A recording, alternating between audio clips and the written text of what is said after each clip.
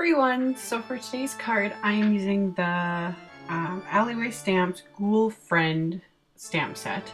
And I stamped the mummy onto CC Designs Coat Quality cardstock with Memento Tuxedo Black ink, and then I die cut it with my go-to, my favorite things, Pierce Circle Dynamics. And I love images like mummies and ghosts for Halloween cards because they're really quick and simple to color. So yeah, I just colored it in really quickly with the E42 and E40 Copic markers for the bandages. No special blending, nothing. You just kind of slap the color on because they're technically supposed to be, dirty and everything anyways. And then for the little eye area, I shaded them in with YG 21, 23, and 25.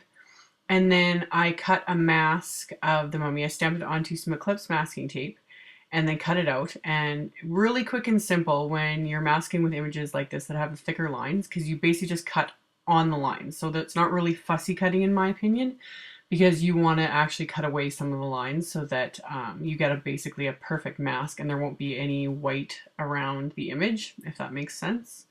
But yeah, I did that, so I masked it off, and then I'm just using my Copic airbrush, which I haven't used in forever, so that's why I decided to use it today. And I started off with YR27, and I used just my little Tim Holtz craft mat. I kind of use that to protect my surface when I'm spraying with the Copic airbrush, and then always use a scrap piece of paper to kind of test it out first before like going and spraying on your image. And then yeah, I always hold my image upright because you want to kind of keep the airbrush upright as much as possible because you're dealing with compressed air and you don't want to be tipping it over. But yeah, once I did the orange, I went in with the V28 for my purple.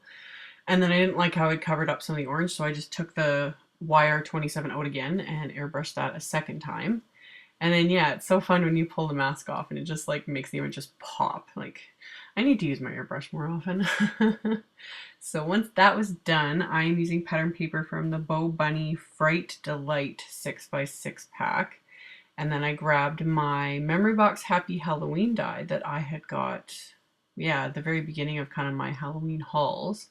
So I die cut some green cardstock with that, and it's really long. Like, it basically fills the entire length of a standard A2 card. This die is about almost 5.5 inches long.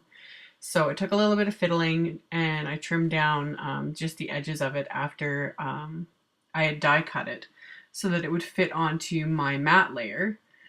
So once that was done, I took the spider web stamp from the same Ghoul Friend stamp set, and I inked it up with just my Brilliance Graphite black ink this time, and stamped onto a piece of green cardstock that I die cut with the circle die. And then I embossed it with the black glitter Zing embossing powder. So got that all done, got my heat gun out, and I always do this kind of off camera because I kind of hold it away from everything so I'm not like getting a bunch of hot air near my camera. And then I did the exact same thing. I just die cut a smaller circle from some purple cardstock and then stamped the little spider from the stamp set onto it. And then I just grabbed a pair of tweezers to hold the cardstock when I heat emboss, because that's way too small of a piece of cardstock to hold without burning your fingers. So yeah, use tweezers to hold the cardstock so you don't burn yourself. So did that, and then embossed that also with the glittery embossing powder, and then I'm just going to adhere the web onto the pattern paper, and then I adhered the Happy Halloween piece with the other pattern paper, and then this ribbon I got at Michael's years ago. It's just cheap, wide polka dot ribbon. So I grabbed that and I just tied it in a knot.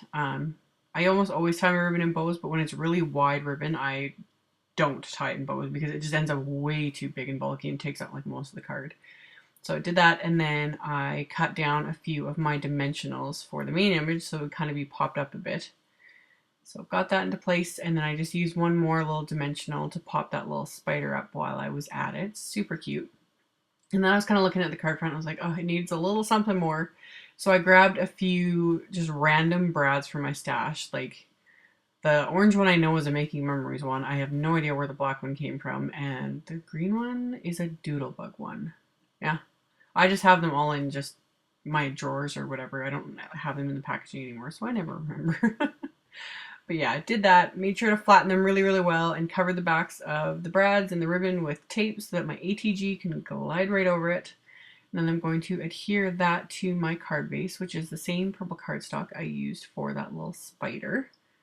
So got that done. And then for the inside of the card, I just inked up one of the sentiments from the Gold Friend stamp, this time using my VersaFine Onyx black ink because that is my preferred black ink for sentiments. So I found it kind of funny that I used all three of my black inks on one card. The Memento for Copic coloring, the Brilliance for embossing, and the VersaFine for just sentiments. So there it is in a nutshell, even though I've got a separate video on my channel on my favorite black inks and why. So yeah, I die cut a couple more, another circle for a place to write to the recipient, and I adhere that to the inside of the card, and that's all there is to it. So there'll be a link below to my blog post with links to the supplies used. Thank you guys so much for watching, and I'll see y'all later. Bye!